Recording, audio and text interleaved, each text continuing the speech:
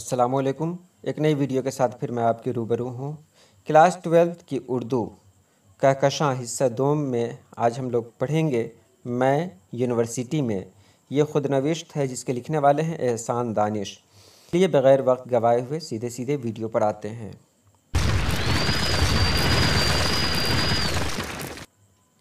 सबसे पहले एहसान दानिश के बारे में हम कुछ जान लें। तो एहसान दानिश का असल नाम है एहसानुल हक़ और इनके वालिद का नाम है काजी दानिश अली। इनकी पैदाइश 1914 में कांधला यानी अपनी ननिहाल में हुई और 1982 में लाहौर में इनका इंतकाल हो गया। एहसान दानिश ने हाफिज़ मोहम्मद मुस्तफ़ा से अरबी और फ़ारसी सीखी। और ये भी जान लें कि उर्दू की पहली खुदनविश्त है काला पानी। मैं यूनिवर्सिटी एहसान दानिश की खुदनविश्त है जिसमें उन्होंने ये ज़िक्र किया है कि वो एक यूनिवर्सिटी में किस तरह काम करते थे और उन्होंने कैसे कैसे दिन देखे। तो ये खुदनविश्त तो बहुत तवील है। अगर इस पर बात की जाए, इसे पढ़ा जाए तो हो सकता है 1 घंटा भी लगे। तो इसलिए सीधे सीधे सवाल पर आते हैं और हम जानते हैं जो ज़रूरी है उन सवालों के जवाबात। तो सबसे पहला सवाल है मेमार किसको कहते हैं। तो मेमार राज मिस्त्री को कहते हैं। दूसरा है बुद्धू कैसा मिस्त्री था। तो बुद्धू शरीफ और मेहनती मिस्त्री था। उसके बाद है रेहट पर मज़दूरों की मज़दूरी कितनी थी। तो रेहट पर मज़दूरों की मज़दूरी 12 आने थी। रेहट से क्या मुराद है। तो रेहट कुएं से पानी निकालने वाला एक आला है जिसमें पहिया लगा रहता है। और अगला सवाल है रत्ता कौन था। तो रत्ता रेहट पर काम करने वाला एक मिस्त्री था। उसके बाद सवाल नंबर 6 में है एहसान दानिश ने किस यूनिवर्सिटी में मज़दूर का काम किया। तो एहसान दानिश ने लाहौर यूनिवर्सिटी में मज़दूर का काम किया। रेहट चलाने का काम किस जानवर से लिया जाता है। तो रेहट चलाने का काम बैल से लिया जाता है। सवाल नंबर 8 में है रत्ता की निगाहें ममनूनियत से क्यों झुक गई। तो रत्ता की निगाहें ममनूनियत से इसलिए झुक गई कि एहसान दानिश ने उसकी जगह 1 घंटा काम कर देने का वादा किया था। सवाल नंबर 9 में है हरनौटा किसको कहते हैं। तो हरनौटा कहते हैं खूबसूरत और गठीले बदन के नौजवान को। और सवाल नंबर 10 में है मुंशी के लड़के ने क्यों काम छोड़ दिया। तो इसका जवाब है खून का दस्त आने की वजह से मुंशी के लड़के ने काम करना छोड़ दिया। अब चलते हैं मुख्तसर सवालात की तरफ। तो रेहट के पानी से कौन कौन से काम लिए जाते हैं। तो रेहट के पानी से कई काम लिए जाते हैं। रेहट के पास से एक नाली निकलती है जो हौज़ में जाती है। हौज़ बड़ा होता है, वो हर वक्त पानी से भरा होता है। उस हौज़ के पानी से ईंटें भिगाई जाती हैं, गारा और चूना भी बनाया जाता है और दीवारों पर भी छिड़का जाता है। रत्ता की मौत कैसे हुई। तो रत्ता एहसान दानिश के साथ रेहट पर काम करता था। रेहट का काम दरअसल बहुत मेहनत वाला काम था। इस काम को बैल किया करते थे, लेकिन बैल नहीं मिलने पर यह काम आदमी से भी लिया जाता था। रत्ता अपनी घरेलू मजबूरी की वजह से रेहट चलाने का काम करता था, लेकिन कुछ ही दिनों के बाद उसके पेट में दर्द होने लगा। मजबूरी की वजह से वो काम पर जुटा रहा। आखिरकार 2-3-4 दिन तक काम पर नहीं आया। फिर मालूम हुआ कि उसे 3-4 खून के दस्त आए और इस दुनिया से रुखसत हो गया। सवाल नंबर 3 में है एहसान दानिश अपनी यादगार के बतौर क्या छोड़ना चाहते थे। तो एहसान दानिश अपनी यादगार के तौर पर पढ़ने लिखने वालों के लिए कई चीज़ें छोड़ना चाहते थे। वो जिस यूनिवर्सिटी में मज़दूर की हैसियत से काम कर चुके थे, फिर अपनी मेहनत से पढ़ लिख कर प्रोफेसर बने और उसी यूनिवर्सिटी में मुमतहिन बनकर आए, तो उनको माजी की याद आई।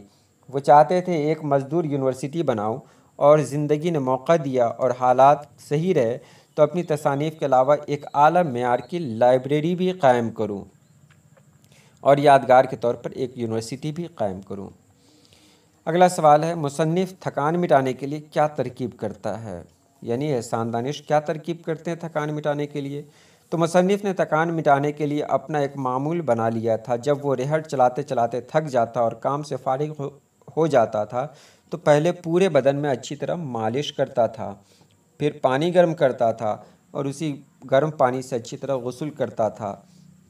इस अमल से मुसन्निफ़ के दिन भर की थकावट दूर हो जाती और जिस्म हल्का और फुर्तीला हो जाता। अब तवील सवालात की तरफ चलते हैं। किन औसाफ की बिना पर एहसान दानिश एक मज़दूर से मुमतहिन के ओहदे पर पहुँचे? तो इसका जवाब देखिए कि एहसान दानिश एक मज़दूर से मुमतहिन बन गए। ये आम आदमी की कहानी एक सबक आमोज़ कहानी है। गुर्बत की वजह से एहसान दानिश को मज़दूरी विरसे में मिली थी। अपने नानिहाल कांधला में मज़दूरी करने के बाद वो तलाश माश में लाहौर चले आए। वो मेमारों के साथ यानी राजमिस्त्री के साथ ईंट ढोने का काम करने लगे। मज़दूरी के बावजूद एहसान दानिश को पढ़ने लिखने का इस कदर शौक़ था कि जब मज़दूर आराम करते तो एहसान दानिश किताबों के मुताले में मसरूफ़ हो जाते। रफ्ता रफ्ता मज़दूरी से तरक्की करके मेमारी तक पहुँचे यानी राजमिस्त्री बने। लेकिन बाद में ये काम भी तर्क कर दिया। उन्होंने रंग साजी यानी पेंटिंग का काम, घर में जो दीवार पे जो पेंट करते हैं वो काम शुरू किया। दफ्तर की चौकीदारी, फसल की कटाई, बागबानी और कुतुब फरोशी यानी किताब बेचने का भी काम किया। बाद में लाहौर के महल्ला फ़रंग में अपना ज़ाती कुतुब खाना मकतब दानिश के नाम से कायम किया। मेहनत व मज़दूरी के साथ मुताले के लिए वक्त निकाल लेना बहुत मुश्किल था, लेकिन ऐसे में भी उन्होंने वक्त निकाला और मेहनत करते रहे, तालीम पर ध्यान देते रहे, जिसका नतीजा ये निकला कि एक दिन वो उसी यूनिवर्सिटी के मुमतहिन के ओहदे पर फायज हुए। बाद है इस्म की किस्मों की तारीफ़ कीजिए और मिसालें इस खुद नविश्त से दीजिए। तो इस्म के बारे में एक वीडियो बनाई हुई है, आप वहाँ उससे जाकर देख सकते हैं। और आगे है जिन्स वाज़ा करते हुए जुमले बनाइए। तो यहाँ मैंने अलग से बना दिया इसको। वसी, तो उन्हें कहानी लिखने का वसी तजर्बा है। हमराह, मेरे हमराह चलो। मस्जिद, गांव की मस्जिद नई है। मरकद, मैं आज दादा के मरकद पर गया। मेहनत, मेरी मेहनत रंग लाई। मदद, गरीबों की मदद करो। और इसी में एक जगह और दिया हुआ है गहरा। तो ये गहरा, इसका कोई जुमला बन ही नहीं सकता जिन्स के हवाले से। उसके बाद है उर्दू में जमा बनाने के 4 कायदे की तारीफ़ मिसालों के साथ लिखिए। तो इस पर भी एक वीडियो बनाई जा चुकी है, आप वहां जाकर उसको देख सकते हैं। उसकी ज़रूरत जब पड़ेगी तो मैं ख़ुद आपके हवाले करूँगा, आप बेफिक्र रहें। आगे है दर्ज झैल मुहावरात के मानी वाज़ा करते हुए जुमले बनाइए। दांतों में उंगली दबाना, तो इसका जुमला होगा मेरी बात सुनकर अहमद ने दांतों में उंगली दबा ली। आँख बिछाना, मैंने तुम्हारे एजाज़ में आँखें बिछाईं। बात को पी जाना यानी सब्र करना, अच्छे लोग नापसंद बातों को पी जाते हैं। आंसू पी जाना, मैंने अपने आंसू पी लिए। खाक का पेवंद होना, सभी को एक न एक दिन खाक का पेवंद बनना है। आगे है दर्ज झैल अल्फाज की ज़िद बताइए यानी उल्टा बताइए।